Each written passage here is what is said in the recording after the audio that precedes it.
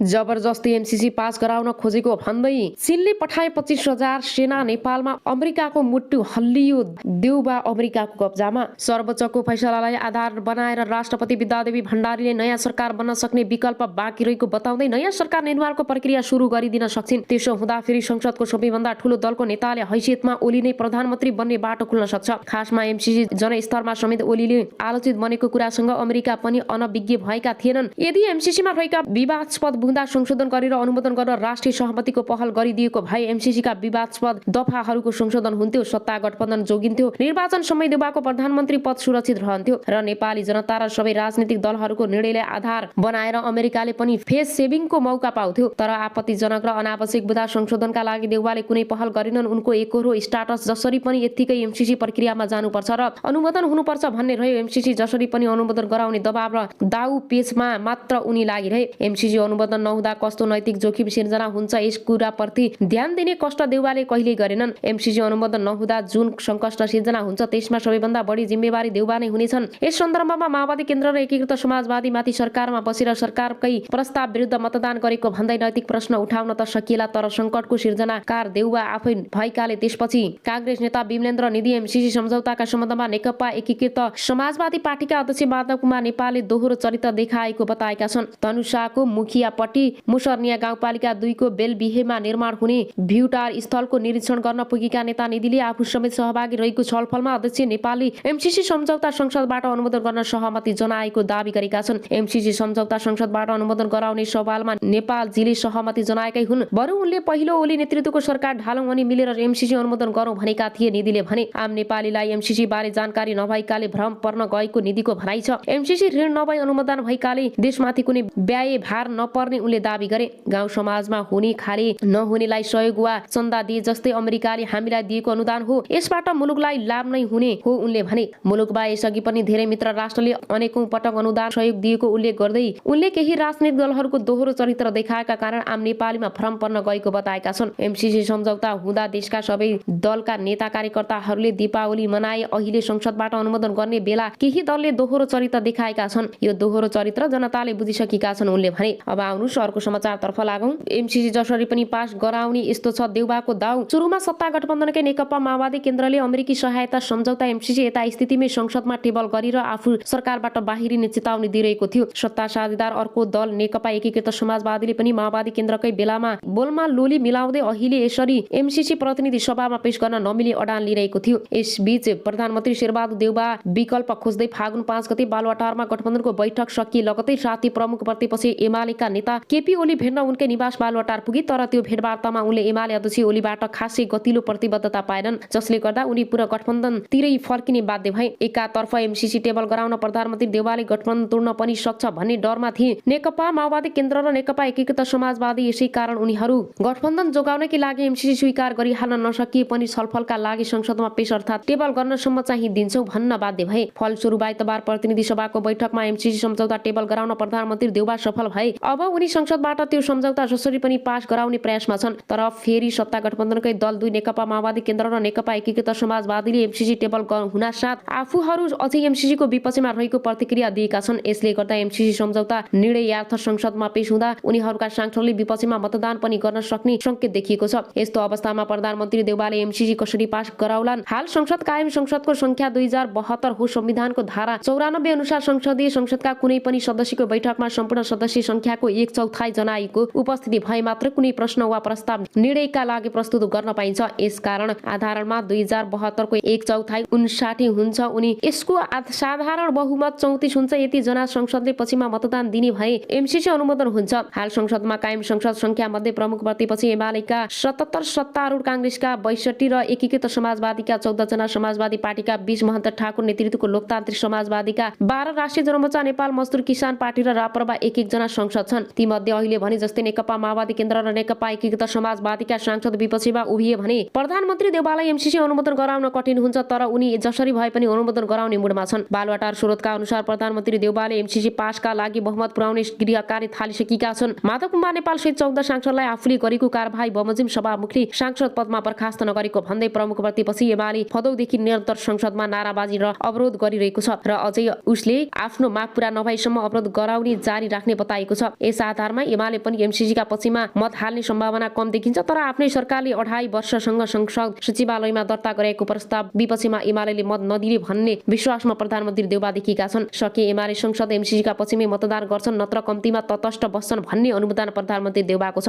यस्तो अवस्थामा प्रधानमन्त्री देउबा जनता समाजवादी पार्टी जसपा र लोकतान्त्रिक समाजवादी पार्टीको साथ लिने दाउमा छन्। एमसीसीका सन्दर्भमा जसपा अध्यक्ष उपेन्द्र यादव अहिलेसम्मकै मौन देखिएका छन् भने संसदीय परिषद अध्यक्ष डाक्टर बाबुराम भट्टराई त एमसीसीका पक्षमा खुलेरै लागेका छन्। कम्तीमा भट्टराई पक्षका 12 सांसद रहेको दाबी गरेको छ। एकतर्फ आफ्नै मन्त्री परिषदका मन्त्रीले सरकारको प्रस्तावमा विपक्षी मतदान गरी प्रधानमन्त्री देउबाले मन्त्री पदबाट हटाइदिने चेतावनी दिन सक्छन्। त्यसो त एकीकृत समाजवादीबाट शहरी विकास मन्त्री राजकुमारी झाँक्रीले एक अन्तर्वार्तामा आफू सरकारमा रहेकाले सरकारकै पक्षमा रहेको बताएकी छन्। सरकारको विपक्षीमा जाने हो भने सरकार छोड्नुपर्छ उनको भनाइ छ। यसले गर्दा कम्तीमा देउबाले नेतृत्वको सरकारमा मन्त्री सरकारहरूलाई एमसीसीका विपक्षीमा मतदान गर्न मुस्किलै देखिन्छ। स्रोतका अनुसार प्रधानमन्त्री देउबाले एमाले अध्यक्ष ओलीप्रति खासै विश्वास नभएकाले उनले सकेसम्म गठबन्धनलाई नै मनाएर एमसीसी पास गराउने रणनीति बनाएका छन्। तर उनी जोसुकै जोखिम मोलेर भए पनि एमसीसी अनुमोदन गराएरै छाड्ने प्रयासमा छन्। अब अर्को समाचारतर्फ लागौं। कुरा उसले नमानेपछि हामीले यो गेम खेल्न बाध्य भएर पललाई डुबाउने षड्यन्त्र बनाएका थियौं। नाबालिकालाई घरबेटी लगाएर मार्न भन्यो भनिएको अडियो झुट हो किनकि यो घरबेटी भगान हुन्। अडियोमा आएको 1 करोडको बार्गेनिङ अडियोमा भएका साथीले गरेको हो। हामीले पललाई जुन ठाउँबाट आएको हो त्यही पठाउन पर्छ भनी हामीले भनेका हौं। यो त सानो कुरा हो, ठुलो त अझै के भनेका थियौं। हामी पनि सबै मिलेर पलको ठुलो प्रोजेक्ट विफल पार्नुमा हाम्रो ठुलो हात छ। हामीले पललाई मार्नसम्म योजना बनाएका थियौं। पूरा जानकारीको लागि यो भिडियोलाई सक्दो शेयर गरिदिनु होला। यसैगरी गायिका नाबालिकाले प्रहरीमा दिएको जाहेरीमा उल्लेखित विवरण अनुसार अन्तिम पटक घटना भएको स्थान तनहु भएकाले उनी त्यही पुगेकी हुन्। यो जाहेरी नाबालिकाले गत माघ जिल्ला प्रहरी कार्यालय कास्कीमा दर्ता गर्न खोजेकी थिइन्। तर त्यसबेला प्रहरी घटनास्थल तनहु भएकाले त्यही जान भनेको थियो। त्यही बेलाको जाहेरीमा सामान्य संशोधन गरेर आज नाबालिकाले बुझाएकी हुन्। उक्त जाहेरीमा यस्तो छ, उल्लेख भएको विवरण हेर्नुहोस्। म जाहेरीवाला परिवर्तन जिल्ला 39 अन्तर्गत सानो कृषि पेसा व्यवसाय गरी श्रीमती छोरा छोरी सहित 5 जनाको परिवार सबै आइरहेकोमा मेरी छोरी वर्ष 16 कि विगत 3 वर्षदेखि गायन क्षेत्रमा ख्याति कमाई सुर राम्रो भएको कारण सामाजिक सञ्जालहरूमा समेत चर्चित भई इज्जत प्रतिष्ठा कमाउने काम गरेकी छन्। यसै क्रममा विभिन्न राष्ट्रिय कलाकारहरूसँग भेटघाट भई आफ्नो कला प्रस्तुत गर्दै आइरहेकी थिइन्। विगत अन्दाजी 3 महिना अगाडिदेखि मेरी छोरी गीत सङ्गीतमा त्यति धेरै मन नलगाउने एकोहोरो जस्तो बस्ने गर्दै आइरहेकाले नाबालक छोरीलाई के भएछ भनी म समेतले कुरा गर्न खोज्दा छोरीले आफ्नो कुरा खुलाउन चाहिनन् र म समेतले छोरीको पहिचान, पहिलाको र हालको स्वभाव तथा आफ्नो कलाकारिता प्रतिको नौराश्यता देखेपछि उनलाई निकै अनुरोध गरी पश्चाताप निजले आफ्नो घटनाको बारेमा बताए अनुसार हामीले जाहेरी दिएका व्यक्ति नेपाली सिने जगतका प्रख्यात कलाकार पूर्ण विक्रम शाह पल्सासँग मिति 2077 6 महिना 22 गति काठमाडौँ पिपुल बर बोटको गीतको भिडियो सुटिङ गर्ने क्रममा पहिलो पटक भेटघाट नै फेसबुक आइडी र फोन नम्बर समेत आदान प्रदान भएको रहेछ। कमिक रूपमा नाबालक छोरीसँग भेट हुँदा निजपूर्ण विक्रम शाहले देखावटी रूपमा माया प्रेम गरेको बहन गरी भिडियो सुटिङ तथा अन्य भेटघाटको क्रमलाई बधाउँदै लागि धेरै नै रेखदेख हेरचाह गरेको जस्तो गर्दै आएका रहेछन्। निजपल शाह र मेरी नाबालिका छोरीले संयुक्त रूपमा धेरै म्युजिक भिडियोमा सँगै मोडलको रूपमा काम गर्ने क्रममा पोखरा चितवन बागलुङ तनहु समेतका स्थानमा सुटिङ सकेर राति होटलहरूमा बास बस्ने क्रममा पटक पटक जबरजस्ती करणी गर्न खोजेकोमा छोरीले असहमति जनाएका कारण असफल हुन नसकेको रहेछ। यस क्रममा 2077 12 महिना 31 गति बागलुङ जिल्लाको गलकुट महोत्सवमा प्रतिवादी पूर्ण विक्रम शाह, दुर्गेश थापा समेतका कलाकारसँग मेरी नाबालिका छोरी पनि गाडीमा बागलुङको गलकुट गएको उक्त स्थान जाँदा र फर्कँदा निज प्रतिवादी र मेरी छोरी एकै सिटमा यात्रा गर्दाको बखत समेत बाल यौन दुरुपयोग गरी संवेदनशील अङ्गमा चलाउने, जिस्काउने, समात्ने जस्ता कार्य समेत गरेका र मिति 2068 जिम 1 महिना 2 गते काठमाडौँ पुगी छोरी आफ्नो कोठामा गई बसिन् र काठमाडौँको बसाइमा सामान्य भेटघाट समेत गर्दै आएका रहेछन्। त्यसपछि छोरी घरमा आई 1 हप्ता अघि बसे पश्चाताप निज प्रतिवादी पूर्ण विक्रम शाह पल्साहाले फोन गरी सुटिङको लागि म पोखरा आउँदैछु, तिमीलाई म भेट्छु भनी पोखरा स्थित लेक साइडमा भेटघाटको लागि बोलाएको। भेटघाट गरी लकडाउनको हल्ला चलेको हुँदा छोरी पनि काठमाडौँ जानुपर्ने भएको हुँदा मिति 2068 1 महिना 14 गते साँझ 12 बजे पोखराबाट काठमाडौँ फर्किने क्रममा जिल्ला तनहु शुक्ला गण्डकी नगरपालिका वडा नम्बर 4 दुली गैडा स्थित प्रतिवादीको चिन्जानको व्यक्ति प्रदीप थापाको घरमा बसेका अवसरमा नाबालिका छोरी दिनभरिको थकानले खाना खाएपछि उक्त घरको दोस्रो तलामा सुत्न गएकी र प्रतिवादी पूर्ण विक्रम शाह र कमल खत्री भनी व्यक्ति सोही घरको छुट्टी कोठामा राति अन्दाजी 11 बजेसम्म रक्सी खाएर बसेको र राति अन्दाजी 12 बजेतिर निज प्रतिवादीले छोरीको मेसेन्जरमा म तिम्रो कोठामा आउँछु भनेर मेसेज गरेको र तुरुन्तै छोरीको कोठा ढकढक गर्न आएका रहेछन्। छोरीले कोठा खोलिदिए पश्चात निष्प्रतिवादी छोरी श्रुतिको कोठामा आएर छोरीलाई ललाई फकाई माया प्रेम गरेको बहाना बनाई तिमीले काठमाडौँको कोठा सर्न पर्यो म तिम्रो कोठामा दिनदिनै आउँछु, तिम्रो बारेमा नराम्रो कुरा सुने भने मैले राम्रो मान्दिनँ भनी उमेर पुगेपछि विवाह गर्छु धोका दिन्न भन्ने विश्वास दिलाई छोरीको असहमति हुँदाहुँदै पनि जबरजस्ती करणी गरेका रहेछन्। छोरीलाई माया गरेको देखाउनको लागि वारदाताको भोलिपल्ट घोर बाराही मन्दिर समेत घुमाई दुली गैडाको सुटिङ सकेर काठमाडौँ गएका रहेछन्। पल्साहाली पोखरा स्थित होटलमा प्राइममा र चितवन स्थित गैडाकोट रिसोर्टमा पटक पटक गरी करणी गरेको हुँदा यसरी मेरी नाबालिका छोरीको हेरविचार गरेको बहाना समेत गरी माया प्रेमको झुट नाटक गरी करणी